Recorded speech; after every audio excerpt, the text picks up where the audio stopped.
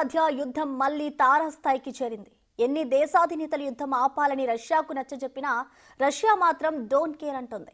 ఉక్రెయిన్లోని Dnipro నగరంపై విరుచుకుపడింది Russia. Medium range hypersonic ballistic క్షిపణులతో దాడి చేసింది. ఈ తరహా పవర్ఫుల్ వెపన్తో దాడి చేయడం ఇదే తొలిసారిగా తెలుస్తోంది.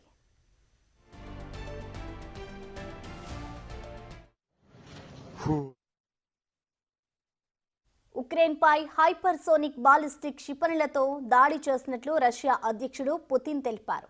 పాశ్చాత్య దేశాల మద్దతుతో ఉక్రెయిన్ తమ దేశంపై చేస్తున్న దాడులకు ప్రతిస్పందనగా తాము ఈ దాడులు చేసినట్లు పుతిన్ తెలిపారు. ఇది ఉక్రెయిన్కు వార్నింగ్ లాంటిదని, భవిష్యత్తులో ఇలాంటి దాడులు ఇంకా ఎదుర్కోవాల్సి వస్తుందని తెలిపారు ఆయన.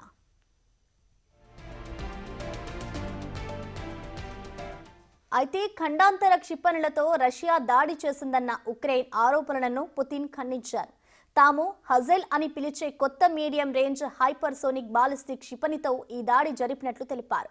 అయితే ఉక్రెయిన్ అధ్యక్షుడు జెలెన్స్కీ ఈ దాడులను తప్పుపట్టారు.